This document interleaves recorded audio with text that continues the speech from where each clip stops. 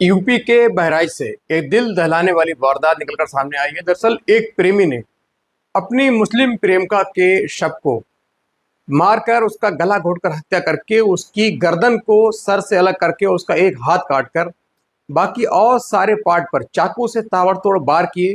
उसकी प्लानिंग थी कि पूरे शव को टुकड़ों में काटकर उसको सरयू नदी में फेंक दूंगा, जिससे उसकी पहचान हमेशा के लिए मिट जाएगी और वो आराम से अपनी जीवन जी सकेगा। लेकिन कहते हैं कानून के हाथ इतने लंबे और चौड़े होते हैं कि वारदात करने वाला, अपराध करने वाला अपराधी है, जो क्रिमिनल है, कितना भी शातिर क्यों ना हो, लेकिन कानून के हाथ एक ना एक दिन किसी न किसी रूप में किसी न किसी तरीके से उस तक पहुंच ही जाते हैं। दरअसल ये जो मामला है, एक युवक होता है जिसकी उम्र 22 वर्ष होती है, नाम होता है अरुण कुमार। उसके घर के सामने एक महिला, एक युवती रहती थी जिसका नाम होता है शिवा खान। उम्र थी 20 वर्ष। अपने ननिहाल में रह रही थी, यहीं पाल पकड़ हुआ। उसकी जो रूमिंग है, जो परवरिश है, यहाँ हुई। उसकी धीरे धीरे इसी दुकानदार से किसी तरह आंखें चार हुई, दोनों की नंबरों की शेयरिंग हुई, फिर लंबी फोन पर घंटों बातें हुई, मिलने का सिलसिला शुरू हुआ। उसके बाद आखिर क्या हुआ कि प्रेमी अरुण कुमार ने शिवा खान को अपने दोस्त के सहारे नानपारा में सरयू नदी के किनारे पुल के पास उसको धोखे से बुलाकर उसकी गर्दन काट दी, उसके हाथ काट दिए और गर्दन हाथ को नदी में फेंक कर उसकी बॉडी के पूरे जो कपड़े निकाल कर उसे कहीं दूर झाड़ियों में फेंक दी। दरअसल ये जो पूरी सनसनीखेज वारदात है, जो घटना है, यूपी के बहराइच जिले की है। बहराइच में एक जिला, एक कस्बा है नानपारा। नानपारा में एक परिवार रहता है। उस परिवार में एक बेटी होती है, नाम होता है शिवा खान, उम्र होती है 20 वर्ष। उसी परिवार के घर से सामने कुछ दूरी पर एक युवक का मकान था। वो अपनी उसी मकान में किराने की दुकान चला रहा था। नाम था अरुण कुमार। अरुण कुमार, शिवा खान, दोनों की जो प्रेम कहानी है वो शुरू होती है। दोनों की आंखें चार होती हैं। उसके बाद दोनों के नंबरों की शेयरिंग होती है। फोन पर दोनों घंटों लंबी बातें करते, प्यार को गाढ़ा करते, दोनों साथ मरने साथ जीने की कस्में खाते। दोनों का जो इश्क है परवान चल रहा था। दोनों बड़े प्यार से अपनी कहानी आगे बढ़ा रहे थे। अब धीरे धीरे दोनों का मिलना जुलना शुरू होता है। दोनों एक दूसरे के साथ फिजिकल टच में थे। अब दोनों की मंजिल एक थी, वो थी शादी, एक होना। दोनों एक दूसरे से प्यार कर रहे थे। चूंकि दोनों अलग अलग मजहब के थे, अलग अलग धर्मों के थे, इसीलिए उनकी शादी होना बहुत आसान नहीं थी। आसान उनकी राह जो डगर है, वो डगर आसान नहीं थी। जिस डगर पर वो चल रहे थे, जिस राह पर वो चले थे, वो राह इतनी आसान ना थी, क्योंकि दोनों अलग अलग धर्मों से थे। लेकिन फिर भी शिवा खान ने तमाम जो बंधन है, जो धार्मिक बंधन है, जो सामाजिक बंधन है, उसको एक और रखे, ताक में रख के अपने प्रेमी को चुना। अपने प्रेमी के लिए अपना धर्म मजहब छोड़कर उससे शादी करने का ख्वाब बनाया।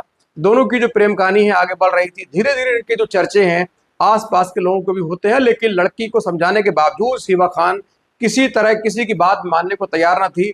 अब उसका सिर्फ मकसद ये था कि वो अरुण को पाना चाहती थी और अरुण उसके साथ पूरी तरीके से खेल रहा था, उसके जिस्म के साथ खेल रहा था, उसके साथ प्यार का नाटक कर रहा था। उसको शादीबाजी कुछ नहीं करनी थी, सिर्फ उसके साथ खेलकर उसके जिस्म के साथ खेलना था। लेकिन शिवा खान जो है अपने प्रेमी के लिए शादी का ख्वाब सजाए दिन रात उसको दूल्हा बनाने के सपने देख रही थी। धीरे धीरे उनके प्यार को लगभग 1 साल गुजरता है। 1 साल गुजरने के बाद अब शिवा ने कहा, चूंकि सारे मोहल्ले वालों को हमारी प्रेम कहानी के बारे में मालूम पड़ चुका है, लोगों को हमारे बारे में पता है, लोग मेरे परिवार पर बड़ा फप्तियां कसते हैं, टॉन्ट कसते हैं, उन पर कमेंट करते हैं, लिहाजा अब बहुत जल्द हम दोनों को शादी कर लेनी चाहिए। शादी का नाम सुनते ही अरुण कुमार के पैरों की नीचे की जमीन जो है खिसक जाती है, लेकिन बड़े ड्रामेबाज तरीके से एक्टिंग करता है कि हाँ वाकई हमको शादी करनी चाहिए, मैं तुम्हें अपने साथ ले चलूंगा। लेकिन शिवा जो है वो बहुत जल्दी कर रही थी। उसको मालूम था कि मेरे जो परिवार वाले हैं मेरी शादी कहीं और कर देंगे, उसके बाद तुम्हारी मेरी मिलने की जो राह है वो मिल नहीं पाएगी, हमारी जो मिलन है वो नहीं पाएगा, शादी नहीं हो पाएगी। लिहाजा वो बहुत तेजी से अपने प्रेमी अरुण कुमार पर प्रेशर क्रिएट कर रही थी, दबाव बना रही थी कि जल्द मुझको यहाँ से ले चलो, मेरे साथ शादी करो, मैं अपना मजहब त्याग दूंगी, अपना धर्म बदल दूंगी, तुम्हारे साथ हिंदू बनकर शादी करूंगी, तुम चाहे जैसे रखना, मुझे यहाँ से ले चलो। डेली फोन पर बातें होती, रात को लंबी बातें होती। एक तरफ जहां पहले प्यार की बातें होती, पहले रोमांटिक बातें होती, अब इनकी जो फिजा है बदल चुकी थी, इनका जो मौसम है बदल चुका था। दोनों के बीच जो तलखियां हैं बढ़ने लगी थी। दोनों एक दूसरे से डेली फोन पर घंटों लड़ते, बहस करते। अब अरुण कुमार को लग रहा था कि अब मैंने बहुत बड़ी परेशानी मोल ले ली है, इधर शिवा कह रही थी कि तुमने शादी नहीं की तो मैं तुम्हारे सारे एविडेंस मैं पुलिस को दूंगी, तुम्हारा जीना हराम कर दूंगी, तुमको सीधे जेल भेज दूंगी। इसके बाद जो अरुण कुमार है वो डरता है। उसके बाद अपने एक दोस्त से सलाह मशवरा करता है। दोनों मिलकर एक खतरनाक खौफनाक प्लानिंग करते हैं, प्लान बनाते हैं। दोनों एक प्लान एक प्लान के तहत प्लान करने के तहत ये दोनों एक तय वक्त पर यानी 21 जुलाई 2024, अभी पिछले महीने की बात है, 21 जुलाई 2024 को शिवा को अरुण कुमार फोन करता है कि तुम मेरे साथ भाग चलो और हम चलकर मंदिर में शादी करेंगे, तमाम जो उम्र है वो एक साथ प्यार से गुजारेंगे। शिवा तो पहले ही प्यार के लिए बेकरार थी, बेचैन थी, आने वाली किसी भी अनहोनी से अनजान थी। उसको नहीं मालूम था कि ये मेरी जीवन का आखिरी दिन है आज, जिसके लिए मैंने अपने परिवार से, समाज से, पड़ोसियों से बैर लिया, मुसीबत मोल ली, उनसे दुश्मनी की। वही प्रेमी आज मेरी जान का प्यासा है, मेरे खून का प्यासा है, मेरे शरीर के टुकड़े टुकड़े करने वाला है। शिवा ने तुरंत सारे कपड़े पैक किए, बैग में अपने जरूरी सामान जो है आधार कार्ड वगैरह, मोबाइल फोन, चार्जर, दो एक पेयर कपड़े पैक किए, धीरे से घर से निकल जाती है और सीधे वहीं पहुंचती है जहां पर अरुण कुमार पहले से मौजूद था।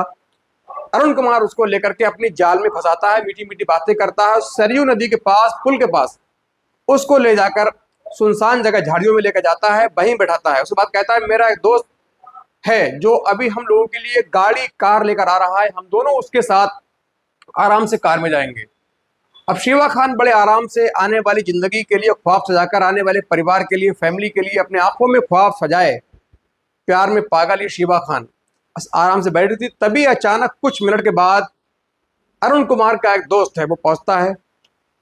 धीरे से पहुंचने के बाद दोनों बातें करते हैं। फिर अचानक मौका पाकर अरुण कुमार जो प्रेमी है, जिसके लिए शिवा खान ने पूरा समाज छोड़ा, जाति बंधन तोड़े, धर्म छोड़ा, उसको जोर से उसकी गर्दन पकड़ लेता है। इधर उसका जो इसके प्रेमी का साथी है, जो दोस्त है, वो भी उसकी गर्दन पकड़ने में पूरा साथ देता है। कुछ ही सेकंड की छड़छड़ाहट, तड़पने के बाद, पैर पटकने के बाद शिवा की जो जान है चली जाती है। शिवा इस दुनिया से चली जाती है। तभी ये पहले से ही एक धारदार फरसा निकालते हैं, सीधे जोर से उसकी गर्दन पर वार करते हैं। एक ही झटके में गर्दन जो है धड़ से अलग हो जाती है। उसके बाद ये उसका एक दाहिना हाथ वो काटते हैं। उसके काटने के बाद और बाकी शरीर पर उन्होंने चोट किए, निशान बनाए, लेकिन लोगों की आसपास की हलचल को देखते हुए ये बहुत जल्द, कोई रिस्क लेना नहीं चाहते थे, बहुत जल्द इन्होंने उसकी बॉडी को इकट्ठा किया, उसके कपड़े निकाले, अंडरगारमेंट छोड़कर सारे कपड़े निकाले, कपड़े साथ ले गए जिससे पहचान ना हो, सिर और हाथ उसको कपड़ों के साथ ही लपेट कर सरयू नदी के अंदर फेंक दिया।